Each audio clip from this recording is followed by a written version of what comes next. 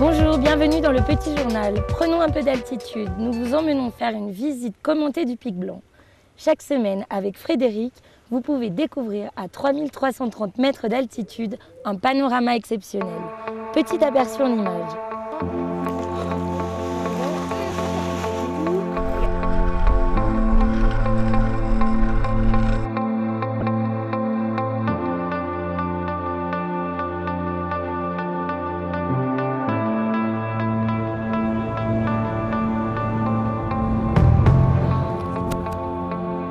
L'Alpe d'Huez, vous avez peut-être vu, s'appelle l'île au soleil. Pourquoi? Parce qu'on a la chance d'être très bien exposé et d'avoir beaucoup de soleil, en moyenne, près de 300 jours de soleil par an.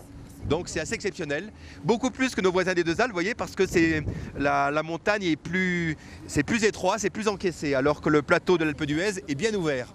Alors, le soleil, vous comprenez, mais l'île, on est quand même loin de la mer, hein, même si on voit loin parfois. Eh bien, il se trouve, alors aujourd'hui c'est un peu moins flagrant, on a une mer de nuages mais qui est beaucoup plus élevée. Mais très souvent, on a une mer de nuages qui stagne vers 1500 mètres d'altitude, donc en dessous de la station, d'accord?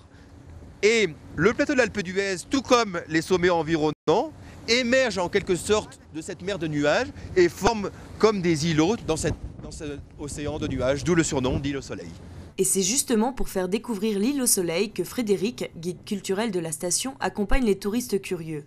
3 fois par semaine, il monte au Pic Blanc à 3330 mètres d'altitude pour une visite commentée. Alors là, la visite du Pic Blanc, en fait, c'est pour permettre aux gens qui connaissent peu la station de découvrir l'Alpe d'Huez et les environs. C'est en fait une sorte de lecture du paysage. On aborde plusieurs thématiques, l'histoire de la station, les balades à faire pour les gens qui ne skient pas, ou les pistes qu'ils peuvent emprunter s'ils sont skieurs également.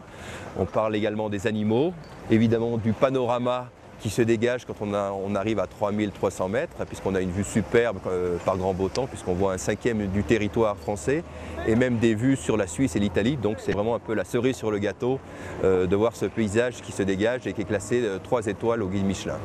Tous ces magnifiques sommets qui se découvrent là devant nous, eh bien, ce sont les sommets de Loisan, hein, qui restent en neige, en glace l'été, puisque ça dépasse les 3000 et souvent même les 3500 mètres. Donc tout ça reste en glace l'été. Alors quelques sommets magiques, mythiques, comme cette pointe noire que vous voyez ici à gauche, vous la voyez là, c'est la Meije, qui atteint pratiquement, sans les atteindre, les 4000 mètres. Il manque 17 mètres. Et le seul 4000 mètres en dehors du massif du Mont Blanc, vous le voyez aussi en face. C'est cette belle barre blanche, est-ce que vous la voyez? Donc la pointe noire, juste à droite, une autre montagne noire assez plate, c'est le Râteau, d'accord? Un petit peu par là, vous allez voir des belles aiguilles sombres, les aiguilles d'Arves, et là vous êtes déjà en Savoie.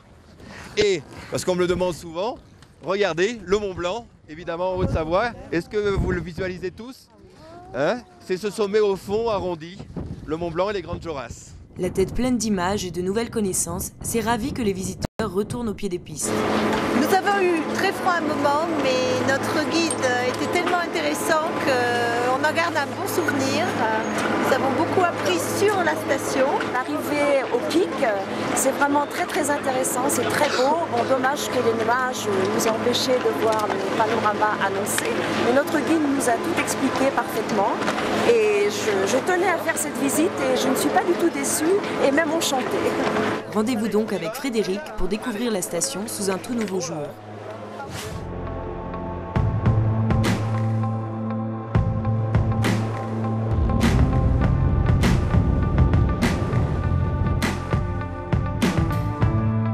Grand écart avec le Pic Blanc puisque nous sommes actuellement avec Gabi, pilote de parapente, en pleine descente vers Bourdoisan.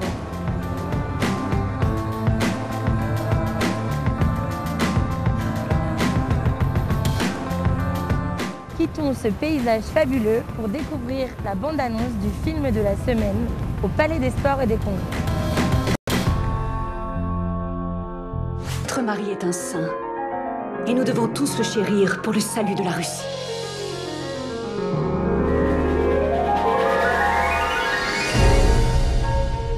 Tu connais le comte Vronsky? C'est un bel et riche officier de cavalerie. Dansez avec moi.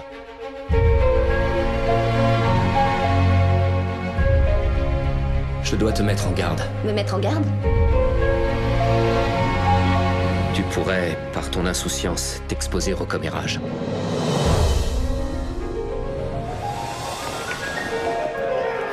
Cela doit cesser.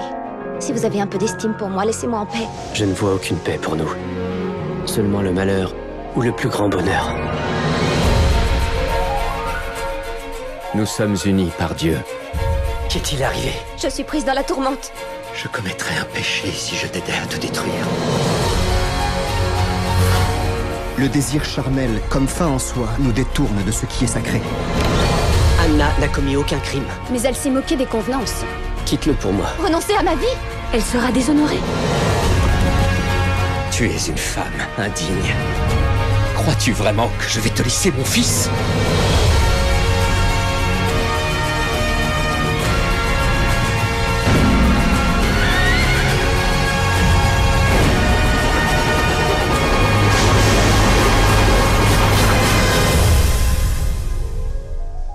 Je t'aime.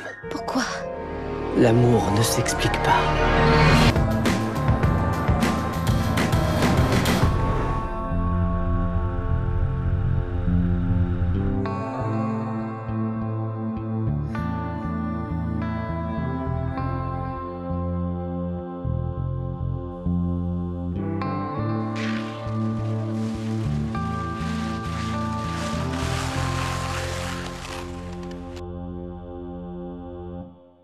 Nous voilà à nouveau sur la terre ferme. Si cette balade dans les airs vous a plu, vous trouverez toutes les informations au chalet Alpes-Vol Libre au rond-point des pistes. Je vous souhaite de très bonnes vacances et vous dis à la semaine prochaine pour un prochain petit journal.